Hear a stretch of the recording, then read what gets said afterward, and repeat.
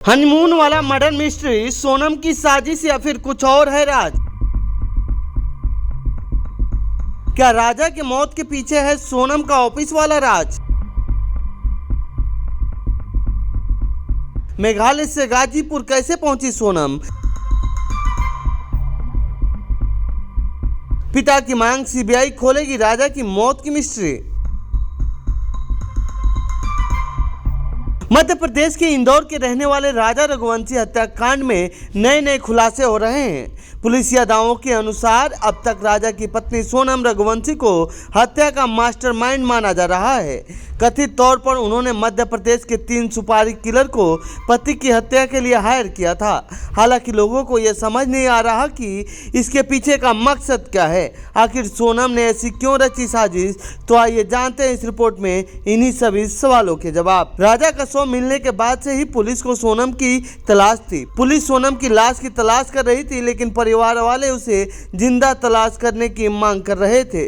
इस तलाशी के दरमियान ही सोनम अचानक सुबह अपने भाई को फोन करती है और यूपी के गाजीपुर में होने का दावा करती है। ऐसे में हड़कंप मच जाता है। तो वहीं एक तरफ उसके परिवार वाले खुश भी होते हैं कि चलो सोनम मिली तो सही, लेकिन सवाल अब भी यही है कि आखिर राजा को मारा किसने? ऐसा लगा था कि सोनम के मिलने से ये तस्वीरें साफ हो जाएंगी, लेकिन हुआ इसका ठीक उल्टा। सोनम पर राजा के हत्या के साजिश का आरोप लग रहे हैं। पुलिस भी उसी पर शक कर रही है। सोनम ने राजा की हत्या की क्यों रची साजिश? मीडिया में यूं तो कई अलग अलग थ्योरी सामने आ रही हैं, लेकिन न्यूज़ 18 ने अपनी एक रिपोर्ट में राज कुशवाहा नाम के लड़के के साथ अफेयर होने का दावा किया है। इस रिपोर्ट में यह भी दावा किया है कि वो उस लड़के से घंटों बात करती थी। सोनम के कॉल रिकॉर्ड से इस बात की पुष्टि हुई है। रिपोर्ट में पुलिसिया सूत्रों के हवाले से लिखा गया है कि सोनम रघुवंशी से पूछताछ में पता चला है कि उसका राज कुशवाहा नाम के युवक से अफेयर चल रहा था। राज कुशवाहा भी इस साजिश में शामिल है। पुलिस ने उसे भी गिरफ्तार कर लिया है। इस बीच सोनम के पिता ने सीबीआई जांच कराने की मांग की है। उनका कहना है कि उनकी बेटी बेकसूर है, उसे फंसाया जा रहा है। हमने इससे क्या बोलते हैं, जो हमारे समाज की जो किताब रहती है उसमें हम लोग नाम लिखवा देते हैं।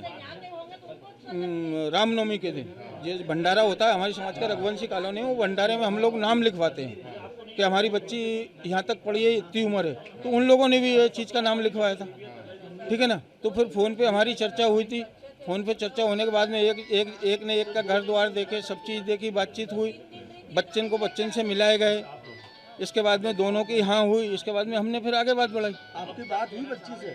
नहीं, अभी मेरी बात नहीं हुई बच्ची से। बारात में बात हुई? नहीं हुई बात, क्योंकि सुबह 5 बजे पता चला है, कहाँ से बात होगी अभी।